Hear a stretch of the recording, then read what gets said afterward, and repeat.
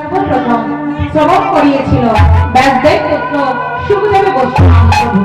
তাকে তো রাজা পরীক্ষিতকে, তাকে বললাম রাজা পরীক্ষিতকে। তখন রাজা পরীক্ষিতের বয়স ছিল প্রায় ৬০ বছর। তখন পর্যন্ত রাজা পরীক্ষিত কোনো পাপ কাজ করেনি। তখনকার রাজাদের একটা নিয়ম ছিল। নিয়ম কি ছিল মা? নিয়মটা কি ছিল? হরিণ শিকার করা, তাই তো? রাজা মশাই তাই সৈন্য সামন্তদের সঙ্গে নিয়ে গভীর অরণ্যে মানে বনের মধ্যে চলেছে। আর শিকার করতে করতে রাজা মশাই কষ্ট হয়ে যায়। ঠিক সেই সময় রাজা মশাই পিপাসায় কৃষ্ণ তিনি কাতর হয়ে পড়ছেন। চারিদিকে তাকিয়ে দেখছে, চারিদিকে তাকিয়ে দেখছে, চারিদিকে তাকিয়ে দেখতে দেখতে দেখতে পেল একটা আশ্রম। আশ্রমটা কার ছিল? শ্রমিক মুনির আশ্রম। রাজা ওই আশ্রমের মধ্যে প্রবেশ করে তিনি দেখলেন একজন মুনি ধ্যানমগ্ন অবস্থায় বসে রয়েছে। আরে রাজা মশাই ওই মুনির কাছে গিয়ে জল প্রার্থনা করছে, আমাকে একটু জল দাও, আমি কি পিপাসায় তৃষ্ণায় কাতর হয়ে পড়েছি, আমাকে একটু জল দাও, আমি কি পিপাসায় তৃষ্ণায় কাতর হয়ে পড়েছি, আমাকে একটু জল দাও। কিন্তু মাগো রাজা মশাই জল মিলল না। তখন তিনি ক্রোধে ক্রোধান্বিত হয়ে মানে রেগে গিয়ে তিনি পাশে তাকিয়ে দেখলেন একটা মৃত সর্প পড়ে রয়েছে। তিনি কি করলেন? ওই ধনুকের আগা দিয়ে মৃত সর্পটাকে তুলে নিয়ে আর শ্রমিক মুনির গলায় ভালো করে জড়িয়ে দিয়ে এই পাপ থেকে চলে গেলেন বিজয়ের রাজ্যে।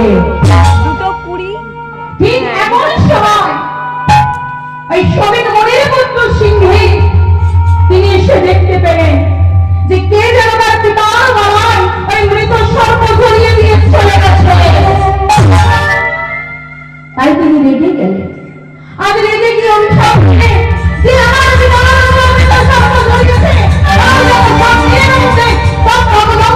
তার মৃত্যু মৃত্যু মৃত্যু। সঙ্গে সঙ্গে শ্রমিক মুনির ধ্যান ভঙ্গ হয়ে গেল।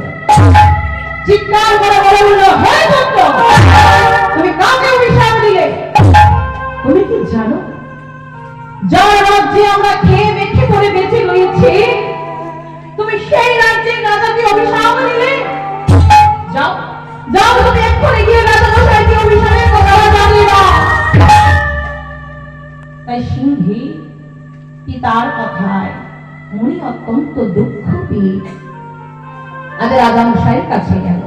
রাজা মশাইয়ের কাছে গিয়ে তার মৃত্যুর সংবাদটা জানিয়ে দিল, তার অভিশাপের কথাটা জানিয়ে দিল।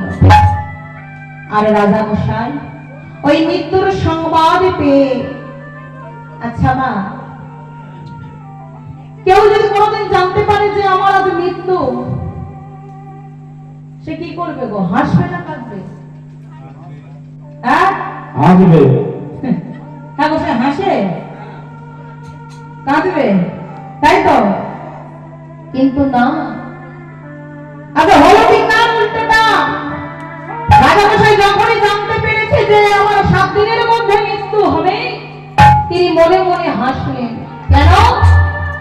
কারণ আজ পর্যন্ত কেউ জানতে পারল না যে জন্ম মৃত্যু বিবাহ এই 3টে জিনিস কখন হবে। কিন্তু রাজা পরীক্ষিতে এমনই ভাগ্য, তিনি জানতে পেরে গেল যে তার মৃত্যু কবে হবে। তাই তিনি করলেন কি, পরের দিন সকাল বেলা নিজ পুত্র জন্মেঞ্জয়কে রাজ সিংহাসনে বসিয়ে তিনি চলে গেলেন ওই গঙ্গার তীরে। রাজা যে এখন অভিশাপগ্রস্ত, এই সংবাদটা চারিদিকে ছড়িয়ে পড়ল। তাই সাই সাই হাজারে হাজারে মুনি ঋষিরা আসতে শুরু করলো ওই গঙ্গা। রাজা মশাই সবাইকে জিজ্ঞাসা করলো, বলো না এই 7 দিন আমার কি করার কর্তব্য? আমি যে আর 7 দিন বাঁচবো, এই 7 দিন আমার কি করার কর্তব্য, আমার কি করার কর্তব্য আমাকে বলো। কিন্তু মাগো কেউ সঠিক উত্তর দিতে পারলো না। ঠিক সেই সময় সে হাজির হলো ওই রাজা মশাইয়ের কাছে। আজ রাজা মশাই ওই সুখদেব গোস্বামী প্রভুপাদের কাছে বললেন, হে মুনিবর, আপনি তো জানেন যে আমার মৃত্যু হতে আর 7 দিন বাকি। এই 7 দিন আমি কি করব, আমার কি করার কর্তব্য আপনি আমাকে বলে দেন। আজ মুনিবর বলে উঠল, রাজা মশাই, এই 7 দিন আপনি শ্রীমদ্ ভাগবত তার শ্রবণ করুন। তাহলে আপনি আমার গুরুদেব হয়ে এই 7 দিন আমাকে শ্রীমদ্ ভাগবত তার শ্রবণ করান। 6 দিন শেষ, ঠিক 7 দিনের দিন। আজ রাজা মশাই গুরুদেবকে বলে উঠল, হে গুরুদেব, এই 6 দিন আমি শ্রীমদ্ ভাগবত তার শ্রবণ করেছি। আর জানি আজ আমার শেষ দিন। এই শেষ দিনে আমি ভগবানের সব লীলাই শ্রবণ করেছি, কিন্তু ভগবানের সর্বশ্রেষ্ঠ লীলা আমার শ্রবণ করা হয়নি। তাহলে আপনি আমাকে ভগবানের সর্বশ্রেষ্ঠ লীলা শ্রবণ করা। বেশ, তাই হবে। তবে শোনো রাজা পরীক্ষিত, আমি তোমাকে ভগবানের সর্বশ্রেষ্ঠ লীলা রাস লীলা শ্রবণ করাবো। যতক্ষণ এই লীলা তোমাকে আমি শ্রবণ করাবো, তুমি যে আসন গ্রহণ করে আছো ওই আসন তুমি পরিত্যাগ করবে না, আর তুমি নয়ন দুটি মুদিত করবে না, মানে ঘুমিয়ে পড়বে না। তাই বাবা, আপনাদের কাছে অনুরোধ, আমার বাবাদের কাছে অনুরোধ, যতক্ষণ এই রাসলীলা চলবে, এই রাসলীলা চলাকালীন আপনারা কেউ যে আসনে বসে রয়েছে ওই আসনকে পরিত্যাগ করবে না, আর কেউ ঘুমিয়ে পড়বে না। কারণ যে আসন আপনারা গ্রহণ করিয়াছেন ওই আসনটা হলো রাজা পরীক্ষিতের আসন, আর আমি যে স্থানে দাঁড়িয়ে রয়েছি এই স্থানটা হলো সুখদেব গোস্বামী প্রভুপাদের আসন। কোন জন্মের কোন সুকৃতির ফলে আজ আমি এই জায়গায়।